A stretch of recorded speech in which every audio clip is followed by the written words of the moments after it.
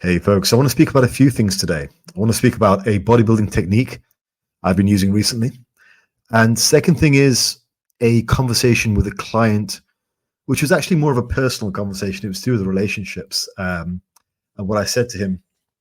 The last thing is why I do these videos as it relates to the art of bodybuilding. So firstly, technique that I've been using recently. This is something which I have done in the past for some areas like legs. It's pre-exhaust. So you've probably all heard of the idea of doing an isolation exercise before a compound exercise.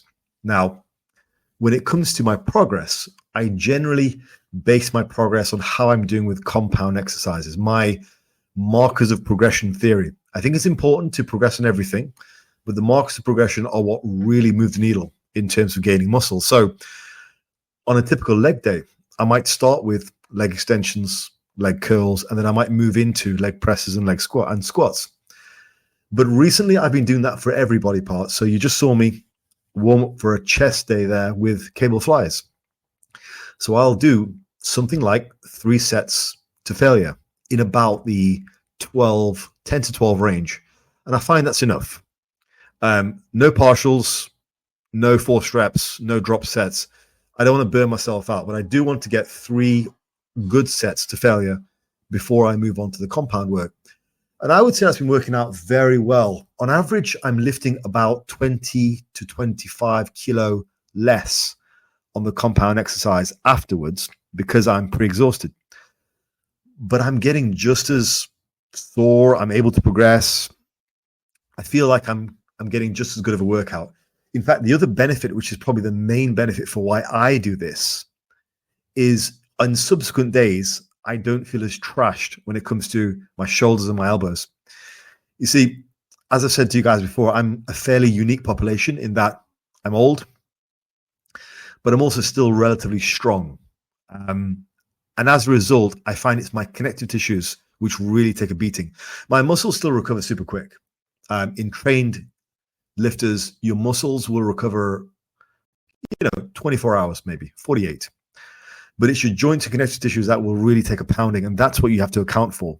The older you get, but also the stronger you get. So with this technique, the pre-exhaust, I don't feel like my joints are quite as battered, which means I can get away with more volume, I can get away with more intensity, and I can provide a better stimulus to the muscles I'm trying to grow.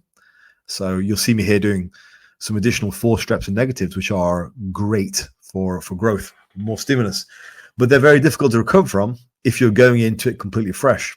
So that's been a great technique I've used over just the last couple of weeks on upper body. I've generally always done it on lower body, but for upper body, it's something new. With back, for example, I'll always start with a machine pullover or cable pullover before I go into the main exercise, and that works really well. So that's the first thing. Just a bit of an update into what I'm doing. Now, the second thing was a conversation I had with the client. It was every now and again, you work with clients, right? And every now and again, you end up answering questions which aren't always related to training or diet. As always, with your clients, with mine, I work with them very closely, and you end up becoming friends with most of them. And, they trust you to answer questions on other things too. So this guy asked me about his relationship, and he was saying he got into an argument with his girlfriend, and they were both kind of shouting at each other. And that always rings alarm bells, the shouting, the aggressive kind of shouting. I personally think there's no real room for that in a relationship, because for me, that means you're trying to exert your influence on the outcome of whatever you're arguing about. And I don't think that's the case. I don't think that's what you should do. I've got a saying, and that is, you never win an argument in a relationship. You never win. Okay. Now, let me explain what that means. What that means is, let's say you're having an argument and you're with your spouse or your girlfriend, and you're doing that with the intent of winning that argument. Well, let's say you win. Okay. Congratulations. Well, if you won via some sort of mental gymnastics or by just out shouting her, well, you might feel good in the moment. Maybe. I don't know. But she's going to resent you, or he's going to resent you. So you haven't really won. You've sort of temporarily put a plaster on it, a band-aid on it, but you haven't actually won anything. What's happened is you've had a situation where you both disagree, and instead of using it as a learning moment, you've exerted your dominance over her. That's not great, because she's going to end up resenting you if you keep doing it. And I think some people will just nod and say yes to an argument, but eventually, they're going to resent you. Now, at the same time, let's say you, just to keep the peace, you agreed and went, oh yeah, fine, whatever, and nodded your head and let her be right or let him be right. Well, that's not going to be good for you either. It's not good to be a pushover, So I'm not suggesting you just be agreeable. Like, the truth is what matters in the end. And that's what you should strive for. So when you're in a relationship, I think communication is essential. Clearly, if something's come up which you have a disagreement about, you're arguing about, well, that needs to be talked out. You need to try to figure out. You need to figure out if it's something you can come to an agreement on. And if she's asking you to change something about yourself, which is quite easy to change, maybe you're not very good at doing the washing up, or maybe you leave your clothes out too often. Fine, that's pretty easy. Don't be a douche, just change. But equally speaking, if it's something which is unreasonable and unrealistic, or let's say it's a habit that she has that you don't like, which you think is going to be destructive for the relationship, well, you've got to put your foot down. You can't be a wuss in that situation. The old sort of adjective of saying, the old adage of saying, happy wife, happy life.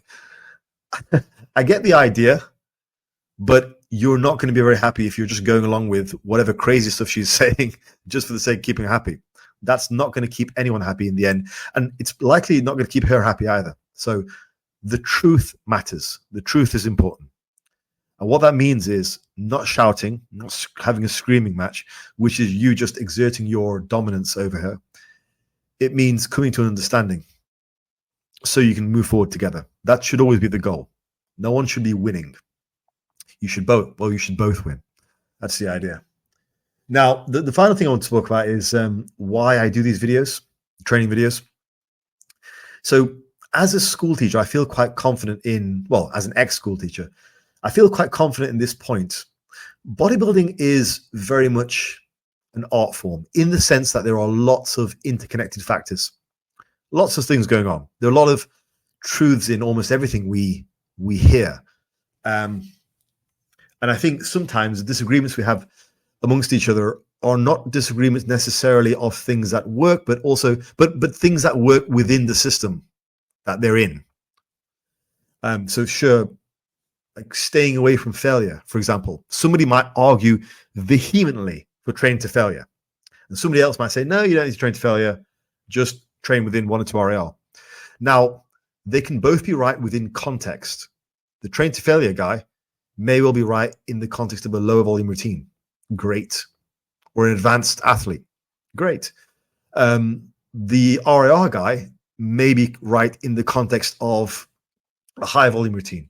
So what I'm saying is there's a lot of context in bodybuilding. And I think when we try to communicate bodybuilding via text or the spoken word, like I do when I sit down and I talk to you guys, when we try to communicate in that way, I think something is lost because it is such a multifactorial thing. It's an art form. You can't cover everything within a given message. And I think this is one of the limitations of bodybuilding as a whole when we saw the advent of the internet, because all we had was text back then. We didn't have videos. And it's very difficult to convey the art of bodybuilding in text. Now, that was improved as YouTube came about in about 2005, I think it was. And we saw more videos of people training and talking and all that. Obviously, before then, we had the old VHS tapes, and you could learn a lot from those by just watching Coleman train or Cutler train. But that's what I'm trying to say. Like, there's so much to the art form of bodybuilding. I want you guys to see me train, and you can pick up lessons by seeing me train, by watching me train, and that's important because it adds context to what I'm saying and what I'm doing. Anyway, that was the final point. Hopefully you guys found that useful. But that's a bit of an update on me and some things that have been on my mind. So I'll call it there, and we'll see you guys in the next one. Take care.